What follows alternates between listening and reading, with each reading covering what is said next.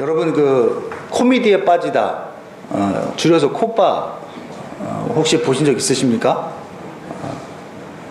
네, 잘 안 보시네요. 그렇죠?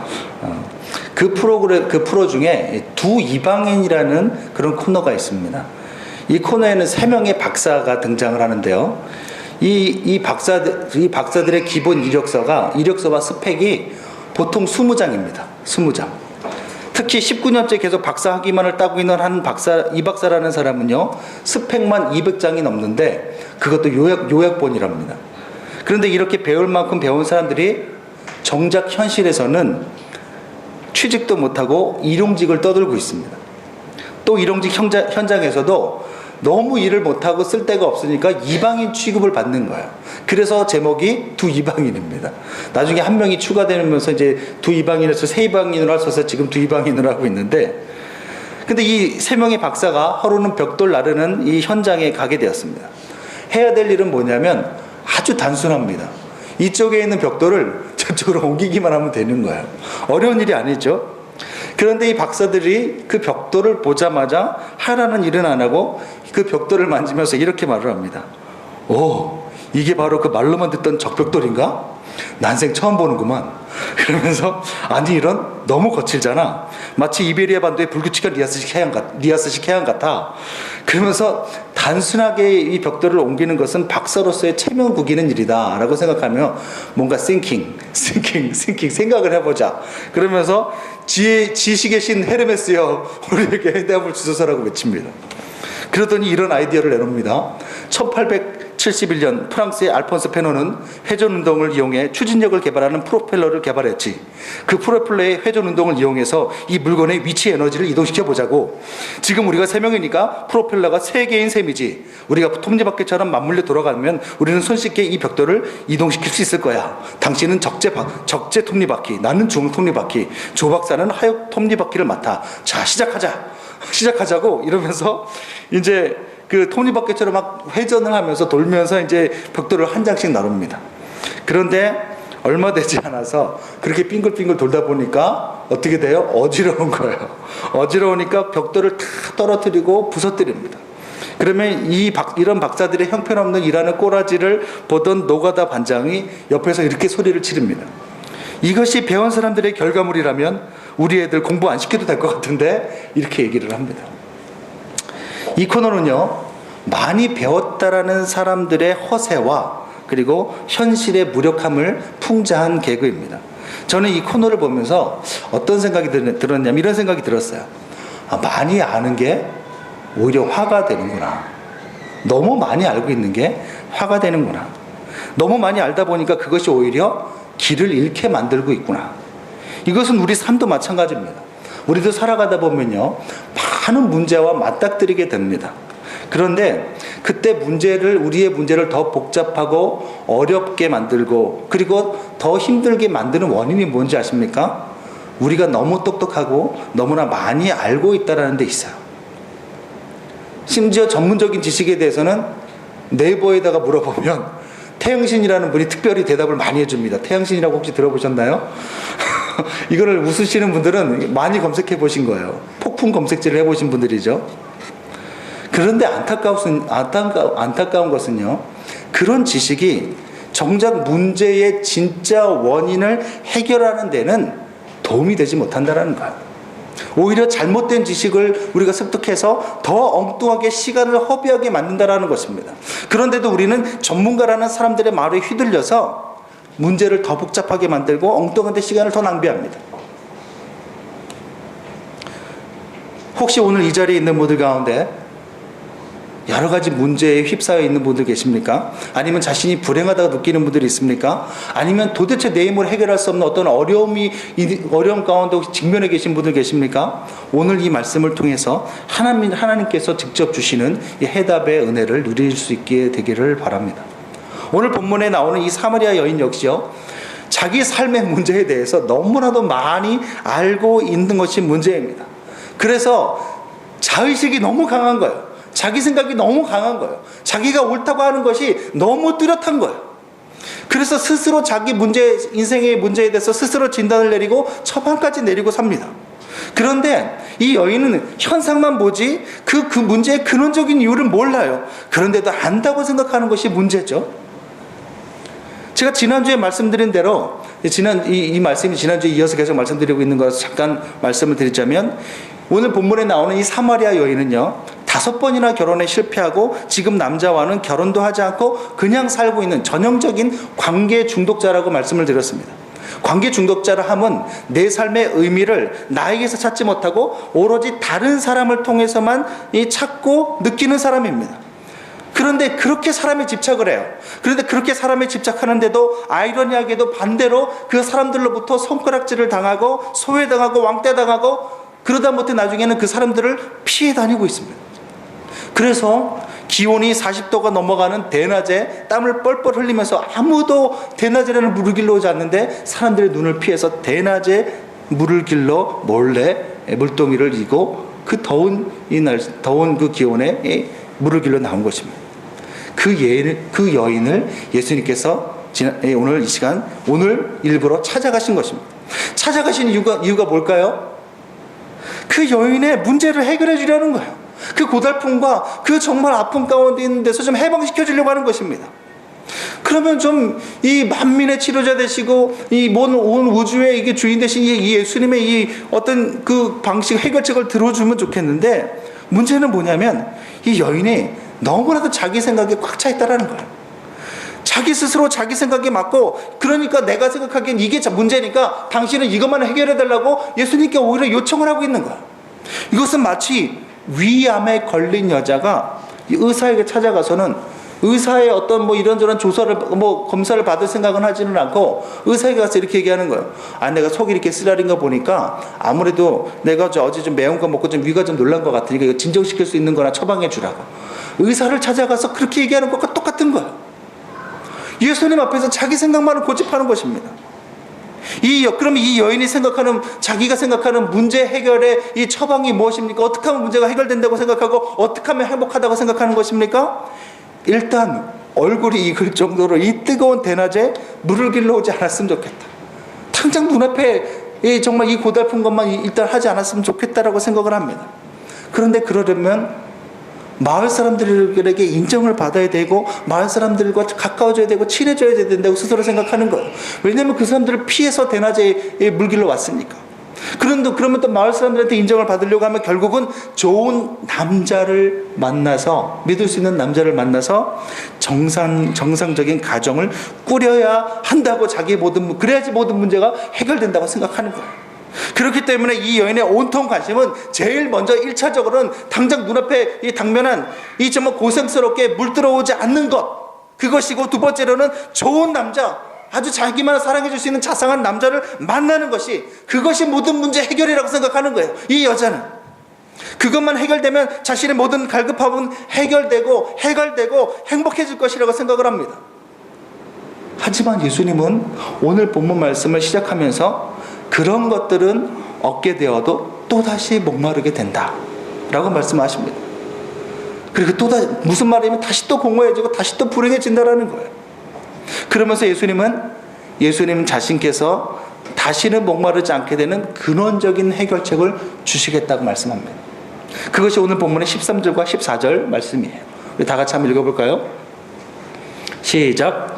예수께서 대답하여 이르시되 이 물을 마시는 자마다 다시 목마르리니 내가 주는 물을 마시는 자는 영원히 목마르지 아니하리니 내가 주는 물은 그 속에서 영생하도록 솟아나는 샘물이 되리라. 아멘.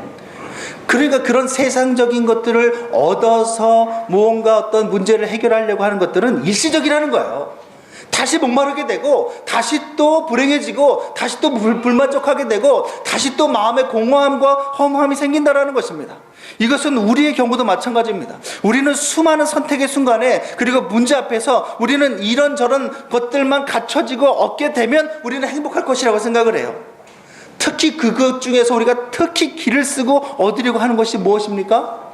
돈입니다. 돈이에요. 돈을 더 많이 가질수록 문제는 다 해결된다고 생각합니다. 모든 원인이 돈에서 온다고 생각하죠.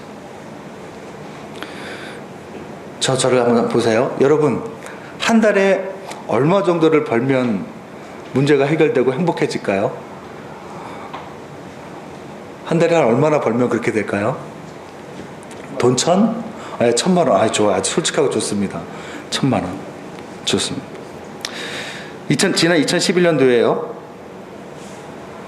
아무튼 저부터도 이렇게 많을수록 좋다고 생각을 하죠. 얼마 전 근데 2011년 KBS 다큐에서요, 다큐멘터리로 행복해지는 법이라는 다큐를 한 적이 있어요. 혹시 보신 적 있으십니까? 근데 거기서 이런 재미있는 결과가 나왔어요. 설문조사를 했는데 사람들의 행복도를 조사하는 거예요. 그래서 전화를 해가지고 당신이 한 달 들어오는 수입이 어느 정도고 행복지수가 이거저거 설문조사를 해서 그 수많은 이 사람들 대상으로 했는데 그 결과가 어떻게 나왔냐면 한 달에 버는 돈이 400만 원이 넘어가게 되면 오히려 더 불행하다고 느낀다라는 거예요. 그 이유는 400만 원을 넘게 벌기려고 하다 보면 더 많이 벌기 위해서 더 악착같이 더 매달려야 되는데 그러다 보면 가족이나 친구, 자녀와의 관계를 희생하면서 거기에 매달린다라는 거예요. 그래서 돈은 정말 가면 갈수록 많이 벌게 되는데 가면 갈수록 이 돈을 벌려고 하는 이 사람은 고립이 되고 사람들로부터 소외가 되고 특히 가장 사랑하는 아내와 자녀로부터 아니면 남편으로부터 가면 갈수록 멀어지게 되고 나중에는 내가 도대체 왜 돈을 벌고 있지라는 그런 생각까지 하게 된다는 것입니다. 400만 원 선이 가장 적정선이라고 해요. 거기서는. 그런데 그날 그 다큐멘터리에서 말하고자 하는 것은 그게 아닙니다. 더 재미있는 사실이 그 다큐멘터리에서 나오는데 사회심리학자들에 의하면 아무리 좋은 것을 얻어도 아무리 수천만 원씩 매달 들어오고 벌게 된다 하더라도 그 만족도는 길어야 2달이라는 것입니다. 그토록 원하던 의사가 되거나 그토록 원하던 뭐 검사가 되든 대기업에 들어가든 내 집 마련을 하게 되든 성형을 하게 되든 뭐 그토록 자기 얼굴에 불만족을 해서 뭐 여러분 요즘 뭐 케이블 TV에서 뭐죠 그거? 네? 렛민 그래요. 렛민 그래요. 거기도 보게 되면 그 여인들이 얼마나 와가지고 행복하다 그러잖아요. 그게 길어야 얼마나 간다고요? 2달 간다라는 거예요. 매달 갑자기 좋은 직장을 가가지고 갑자기 연봉이 2배로 뛰었다 하더라도 그 기쁨은 길어야 2달이라는 거예요. 그 이유가 뭐냐면 전문가들에 의하면 모든 사람이 가지고 있는 쾌락 적응이라는 심리가 우리 안에 다 있기 때문에 그래요. 사람이라면 누구나 쾌락 적응이라는 그런 심리가 다 있다는 것입니다. 그게 뭐냐면 사람은 무엇이든 익숙해지면 그것을 당연한 것으로 여기고 그래서 또다시 불만족하게 된다는 거예요. 처음엔 너무나도 좋은데 그것이 익숙해지면 나중에 그것이 당연한 것으로 여겨지고 그러면서 나중에는 그 만족도가 원래대로 돌아가게 된다는 것입니다. 그리고 특히 이런 불만족, 원래 그 좋은 것을 얻었음에도 불구하고 다시 원래대로 돌아가게 만들게 하고 불만족하게 만들도록 부추기는 것이 바로 다른 사람들과의 비교에서 오는 것이라고 얘기를 합니다. 무슨 말이냐면 아무리 좋은 차를 사도 처음엔 좋아요. 그런데 나중에 딱 원래대로의 만족도가 줄어들고 나면 뭐가 보이냐면 아무리 내가 좋은 차를 사도 나보다 더 좋은 차를 몰고 다니는 사람이 보이기 마련이에요. 그러면 처음에는 좋아도 나중에는 비교가 되면서 더더욱 불만족하게 된다는 것입니다. 아, 이 형 살 거? 저거 살 거. 그러니 무엇을 가져서 행복하려고 한다라는 것은 영원히 불가능하다라는 것이 사회심리학자들의 결론이에요. 예수님의 말뿐만이 아니라 오늘 예수님께서 그런데 그 말씀을 하시는 거예요. 사회심리학자들은 연구를 해서 알았죠. 예수님이 이미 2000년 전에 아시고 말씀하시는 거예요. 우리가 해결책이라고 생각하는 돈이나 출세나 성공이나 명예는 얻어도 결국 다시 목이 마르게 된다는 거예요. 마치 목이 그토록 말라가지고 바닷가에서 피어나던 사람이 너무나도 목이 말라가지고 이 바닷물도 물이라니 생각하고 그걸 마셨다가는 또다시 목이 심한 갈증이 넘어갈 때만 이것이 시원하게 느껴지지만 넘어간 이후에는 또다시 심한 갈증이 오는 것처럼 세상의 것들로 우리가 무엇을 얻어서 행복하려고 하고 문제를 해결하려고 하면 반드시 그것은 또 다른 부작용과 또 다른 목마름을 가지고 온다는 것입니다. 또 불행해진다는 거예요. 그러니 절대 그것은 문제의 해결책이 아니라는 것입니다. 아무리 태양신이 이것이 옳다고 얘기를 해도 지식인 사이트에서 아무나 뭐라고 얘기를 해도 그것이 결코 모든 문제의 근원적인 해결책이 아니라는 거예요. 그러니 예수님께서 주시는 물을 마시라는 것입니다. 그것을 마시게 되면 영원히 목마르지도 않고 그 속에서도 영원토록 솟아나는 샘물이 된다는 거예요. 이렇게까지 예수님께서 말씀하셨는데 이 여인은 여전히 자신의 생각, 자신의 고집을 버리지 않고 오히려 예수님께 이렇게 요청을 합니다. 주여, 그런 물이 진짜 있다는 말입니까? 그런 물을 내게 주사 목마르지도 않고 또 여기 물길로 오지도 않게 하옵소서. 여자는 예수님께서 이렇게 말씀하시는데 이 말씀을 자기식으로 받아들이는 거예요. 정말로 마술과 같이 끊임없이 솟아나는 물이 있다라고 생각을 한 것입니다. 그래서 이 뜨거운 대낮에 당장 물길로 오지 않게만 해준다면 자기는 고맙다라는 거예요. 예수님께서 분명히 그런 것들은 또 목마르다고 얘기하는데도 그걸 달라는 거예요. 그런 물을 자기에게 달라는 거예요. 자기식으로 말씀을 받아들이는 거죠. 이렇게 우리는요, 자기 생각에 빠져서 말씀을 들을 때도요, 자기가 듣고 싶은 것만 듣는 경향이 있습니다. 한 교회에서요, 5월달 가정의 달에 특별 예배를 드리면서 어린아이들부터, 주일학교 어린아이들부터 시작해가지고 우리가 예배 드리는 것처럼 주일학교 어린아이들부터 시작해서 청장년까지 다 모아서 예배를 드렸습니다. 그때 목사님께서 에베소서 5장과 6장의 말씀으로 남편, 아내, 부모, 자녀로서 믿는 사람답게 살라라고 설교를 했어요. 남편은 남편답게 이렇게 살아야 되는 것이 성경적인 것이고, 아내는 그렇게 쫙 설교를 했습니다. 얼마나 좋은 말씀이에요. 그런데 희한한 일이 발생했어요. 그날 저녁에 집에 가서는 각 성도들 집에서, 가정에서 적지 않은 부부싸움과 불화가 나타난 거예요. 아니, 좀 집에 가서 남편은 남편답게 이렇게 살고, 아내는 아내답게 이렇게 살고, 부모는 부모답게 이렇게 살고, 자녀는 자녀가 이렇게 사는 것이 주 안에서 옳다라고 목사님께서 말씀을 하셨는데, 오히려 가정에 가서 부부싸움이 일어나고 불화가 일어나는 거야. 그래서 그 이유를 알아봤더니 서로 말씀을 자기의 입장에서 받아들인 거예요. 자기식으로 받아들인 거예요. 이런 식으로 서로 따진 겁니다. 먼저 아내들입니다. 집에 가자마자 남편에게 이렇게 묻는 거예요. 자기, 오늘 설교 말씀 잘 들었어? 남편은 아내 사랑하기를 예수님이 자기 목숨을 버린 것처럼 사랑하라는 말 들었어? 목숨까지는 안 버려도 음식물 쓰레기는 버려줄 수 있잖아. 이렇게 얘기하는 거예요. 그러니까 남편들은 또 이렇게 얘기하는 겁니다. 참나, 아내들에게 한 말은 못 들었나 보지? 남편에게 복종하기를 죽게 하듯 하라고 했잖아. 그래서 쓰레기 안 버리는 거잖아. 그렇잖아. 못 버리잖아. 더 재미있는 것은 한 6살 난 남자가 집에 가자마자 장난감 칼을 딱 꺼내더니 엄마 아빠를 막 그걸로 찌르고 막 때리고 난리가 난 거예요. 그래서 아빠가 얘가 왜 이러나 이래서 이제 아빠가 물어봤대죠. 너 도대체 왜 그러니? 오늘 목사님이 부모님을 공격하라고 해서 공격 중이야. 가고 봤더니 그 애는 부모를 공경하라고 하는데, 이 공경이라는 단어가 6살짜리 아이한테는 너무 이게 어려운 거 못 알아들으니까 자기가 아는 단어는 공격이에요. 그래가지고 부모를 공격하라고 했다고 공격을 하더라는 거예요. 여러분, 말씀을 들어도요, 있는 그대로 자신을 향한 말씀으로 받아들여야 되는데 대부분이 그렇지 않다라는 거예요. 자기에게 불리한 것은 받아들이지 않고 자기에게 이런 것만 받아들입니다. 이런 현상이 나타나는 이유도 뭔지 아세요? 너무 많이 알고 있기 때문에 그래요.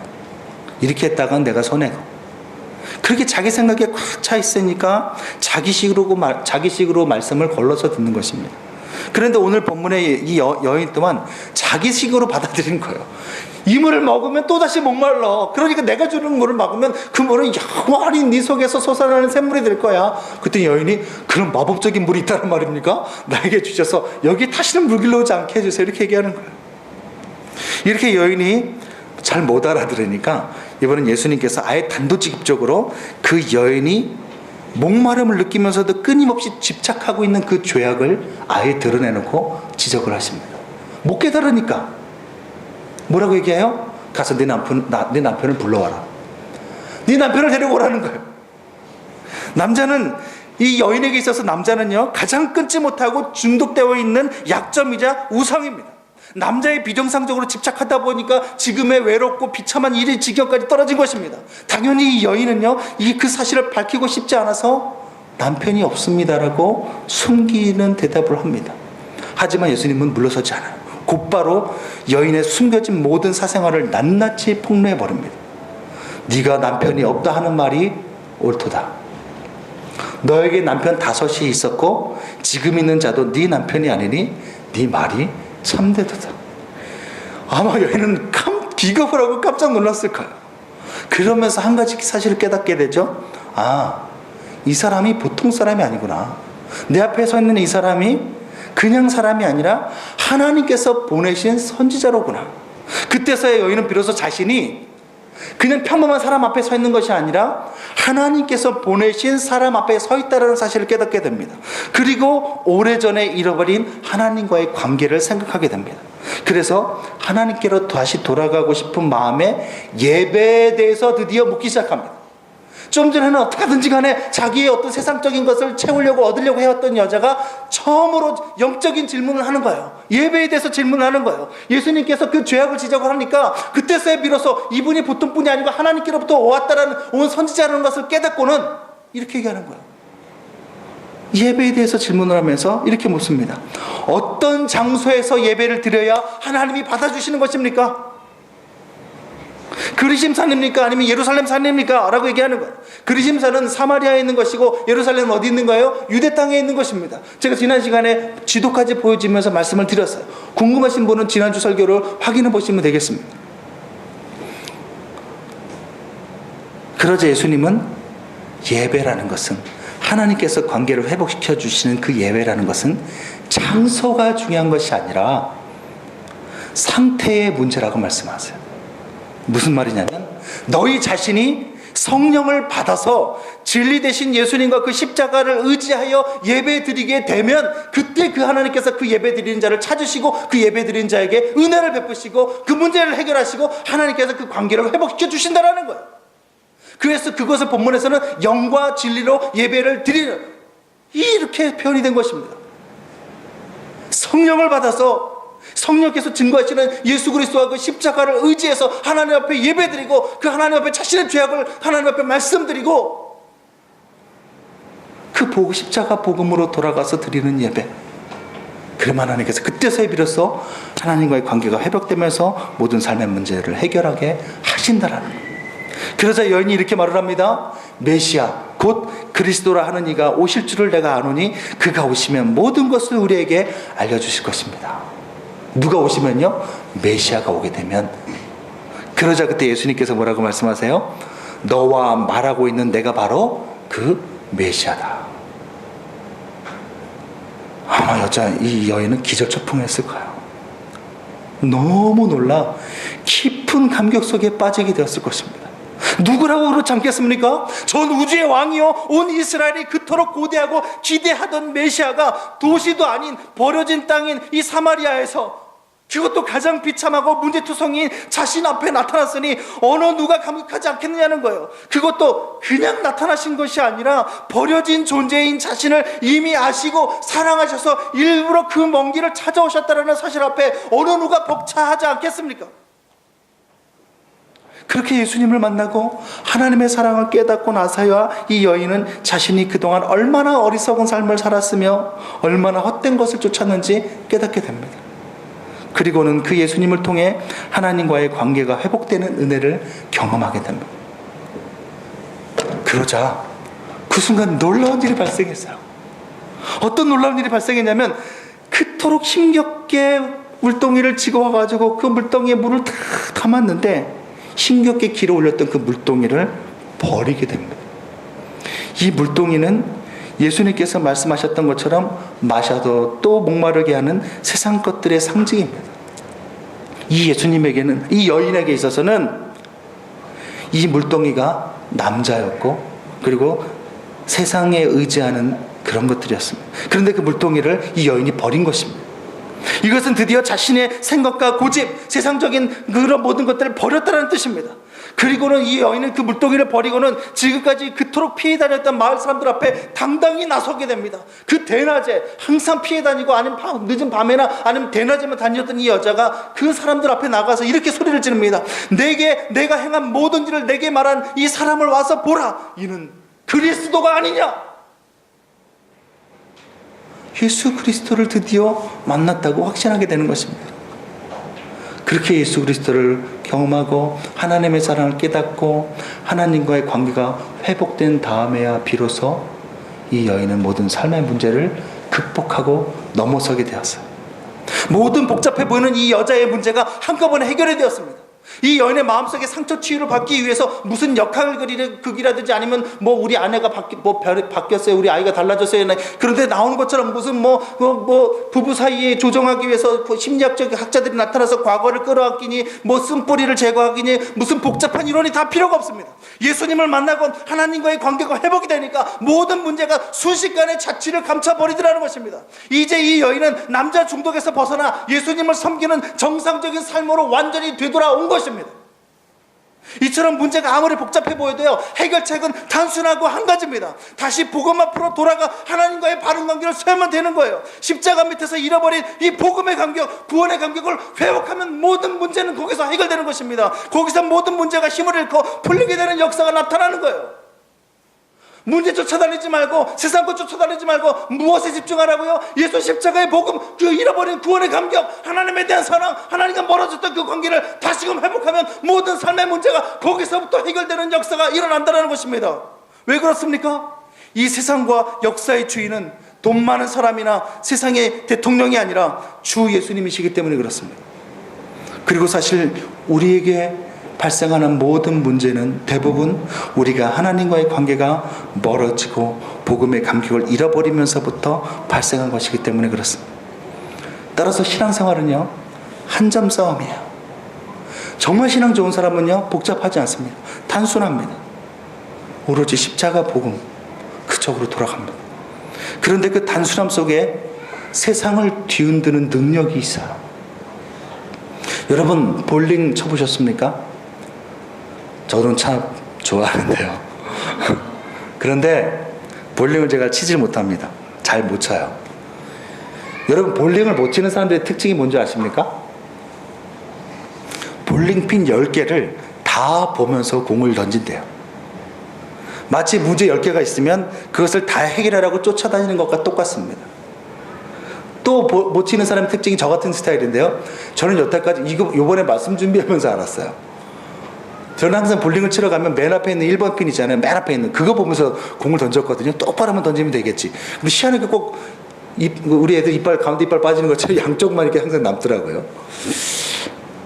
그러니까 항상 제일 앞에만 보고 제가 공을 던졌는데 제가 이렇게 못 치니까 아무도 근데 저한테 그걸 알려주질 않는 거예요. 근데 제가 이번에 검색을 해보니까 볼링은요, 킹핀을 보고 던져야 된대요. 킹핀. 들어는 봤습니까? 킹핀? 그러니까 볼링을 못 치는 거예요. 킹핀을 보고 던져야 되는데, 킹핀이라는 것은 중간에 있는 5번 핀을 말합니다. 1, 2, 3, 4, 5. 중간에 있는 5번 핀. 그 5번 핀을 거기에 초점을 맞춰서 던지게 되면 분명히 하나를 보고 던졌는데 전체가 다 10개가 다 쓰러지는 그런 역사가 나타나는 거예요. 할렐루야. 마찬가지입니다. 우리 삶의 문제의 핵심은 결핍이 아니라 하나님과의 관계의 문제예요. 복음으로부터 하나님으로부터 멀어진 것이 모든 문제의 원인입니다. 따라서 초점을 주 예수님께 맞추고 복음에 맞추고 예배에 맞출 때 모든 문제는 다 볼링핀 넘어지듯이 쓰러지게 되어 있어요. 요것만 한 말씀드리고 말씀을 마치겠습니다. 몇 해 전 우리나라 초대 문화부 장관을 지내신 이어령 씨. 이어령 씨의 회심이 화제가 된 적이 있습니다. 회심이라는 것은 이분이 예수를 믿었단 말이에요. 원래 이분은요, 이 시대의 대표적인 지성인이자 대표적인 무신론자였던 분입니다. 하나님이 없다. 그럼 무슨 과학적으로 말도 안 되는 소리 하고 있네. 그러면서 이분의 이 머릿속에서 그리고 이분의 머리에서 쏟아져 나오는 그 철학적인 사고를 이 토론을 이겨낼 사람이 없는 거예요. 너무나 말을 잘하세요. 그런데 이 여령 씨가 예수님을 영접하게 된 거예요. 그런데 그렇게 된 데에는 그분의 딸 이민아 목사님의 역할이 컸습니다. 이여령 씨의 딸이니까 같은 이씨를 쓰겠죠. 조시는 분이 있어서 혹시나 해가지고 제가 이민아 씨의 역할이 컸습니다. 이 이여령 씨의 딸 이민아 씨가요, 어려서부터 실체를 알 수 없는 어떤 존재에 의해서 가위에 눌렸어요. 단순히 몸이 약해서가 아니라 어떤 실체가 자꾸 보인대요. 그래서 손이 보이고 그것으로 인해서 계속 가위에 눌렸는데 어려서부터 너무 가위 눌림이 심하다 보니까 근데 아버지한테 달려갈 거 아니에요. 근데 아버지가 항상 바쁜 거야. 한밤중에도 책 읽고 논문 쓰고 연구하시니까 들어가자 그러니까 계속 외면당하는 거야. 그러다 보니까 혼자 잠을 자려고 할 때마다 잠깐 누웠는데 또 가위가 눌리니까 이 어린아이가 너무 무서워가지고 밤에 불면증이 온 거야. 어려서부터. 그러다가 이거 어떻게든 불면증을 자기식으로 이기려고 하다 보니까 아버지가 또 고급 양주를 많이 주게 어느 날 보니까 고급 양주가 많이 비어있길래 어린아이가 그 양주를 먹고 잠을 잤더니 잠이 너무 잘 오더래. 그래서 어려서부터 불면증을 양주로 달래며 큰 것이 이민아 목사님이세요. 근데 이 따님이 역시 지성인의 딸답게 명문대를 졸업하고 미국으로 넘어가서는 그곳에서 검사가 되고 검사로 변호사로 성공 가도를 달립니다. 정말 소위 속칭 잘 나가는 거예요. 그런데도 불구하고 그 삶은 너무 불행했어요. 이상하게 불행과 문제가 계속해서 닥치는데 이혼을 당했어요. 그리고 암이 발병을 합니다. 이어서 암 선고를 받아요. 그리고 얼마 지나지 않아서 자기 자녀가 죽어요. 자기가 죽고 나중에는 눈이 점점 안 보이더니 실명의 위기가 찾아오는 거예요. 이런 질병들이 연속해서 이런 불행들이 연속해서 발생을 하는 거예요. 그런데 이혜령 씨가 아버지로서 이 딸이 계속되는 불행 앞에 자신이 평생 갈고 닦은 지식이나 모두가 칭송하는 지성이나 아니면 심지어 자기가 가진 모든 돈을 가지고도 딸을 위해서 해줄 수 있는 것이 아무것도 없다라는 무력감을 느꼈다고요. 자기가 암에 걸렸을 때 막막에 이상이 왔을 때 아니면 자식이 죽어가지고 우울증에 빠졌을 때 뭔가 좀 자기가 지식으로 그렇게 도와주려고 하고 그렇게 좋은 사람들 연결해주는데 그게 아무 소용이 없더라는 거예요. 그리고 말 그대로 일시적이더라는 거예요. 그때뿐이더라는 거예요. 그러면서 그런 것들을 경험하면 너무나도 무기력함. 내가 평생 공부한 것이 이게 도대체 이렇게 내 사랑하는 딸의 불행을 내가 막지 못한다면 이게 무슨 소용이 있는가? 그런데 그런 가운데 이 딸 이민아 씨가 복음을 듣고 예수님을 영접하고는 하나님 안에서 모든 문제들이 하나하나 해결되는 놀라운 일이 벌어진 거예요.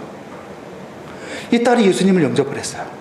그리고 예수님을 자신의 인생의 구주로 영접을 하고 모든 것을 이제는 신앙으로 기도하면서 복음 앞에서 하나님 안에서 모든 것을 해결하려고 예배의 목숨을 거는 그런 사람이 되다 못해 나중에는 목사까지 됐어요. 변호사를 그만두고. 그런데 그렇게 하나하나 문제가 해결되는데 정말 사람의 이 머리로는 이해할 수 없는 일이 일어난 거예요. 아까도 말씀드렸듯이 어떤 실체에 의해서 가위 눌림이 사라지지 않아서 계속적인 불면증이 있었는데 예수님을 믿고 영접하는 순간 어떤 일이 일어났느냐면 그 가위 눌림이 사라지고 불면증이 사라진 거예요. 평생을 괴롭혔던 그 불면증이 떠나간 겁니다. 그리고 이혼과 자녀의 죽음으로 인해서 우울증에 빠졌었는데 그것이 다 회복이 돼버렸어요. 예수 그리스도 안에서.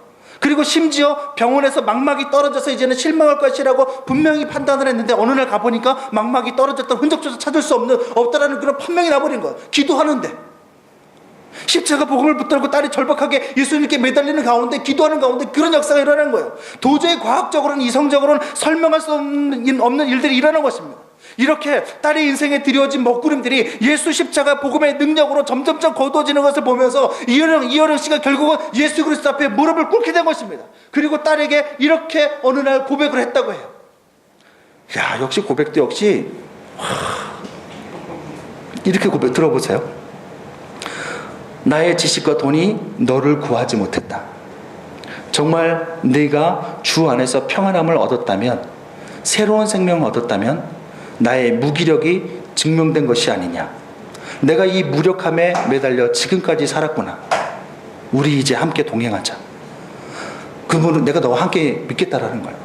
지금은 내가 자신 없다. 솔직히 안 믿어지니까 지금은 자신 없지만 네가 시력을 잃어가다가 본 그 빛을 하나님께서 나에게도 보이게 하지 않겠니?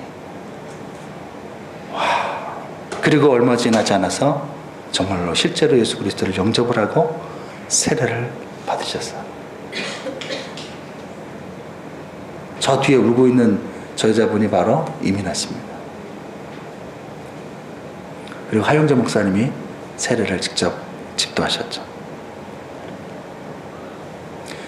말씀을 마치겠습니다. 주 안에서 사랑하는 성도 여러분, 세상의 지식이나 돈이 우리의 문제를 절대로 근본적으로 해결해 주지 못합니다. 반드시 다시 목마르게 되어 있어요. 복잡하게 생각하지 말고 단순하게 십자가 복음으로 돌아가시기 바랍니다. 내 모든 삶의 패턴을 주 예수님을 사랑하고 예배드리는 것 중심으로 다시 개편하시기 바랍니다. 그리고 십자가 구원의 감격을 회복하고 잃어버린 첫사랑을 회복하고 예배와 말씀 듣기에 목숨을 걸기 바라요. 그러면 모든 문제가 정말 해결돼요. 문제를 뛰어넘는 강력한 믿음을 주시거나 아니면 도저히 풀릴 것 같지 않던 문제가 하루아침에 놀랍게 해결되는 은혜를 보게 하시는 것입니다. 여러분, 예수 이름 앞으로 나가십시오. 예수님 이름 붙잡으십시오. 나 같은 죄인을 위해서, 나를 모든 문제에서 해방시키기 위해서 나 대신 십자가 지신 그 예수 그리스도를 바라보시고 예배의 목숨을 거시고 하나님과의 관계에 모든 집중을 하십시오. 어느 순간에 문제로 여겨지지 않게 내가 성장한 것을 보게 되거나 말도 안 되는 신비한 방식으로 문제가 해결되는 것을 경험하게 될 것입니다.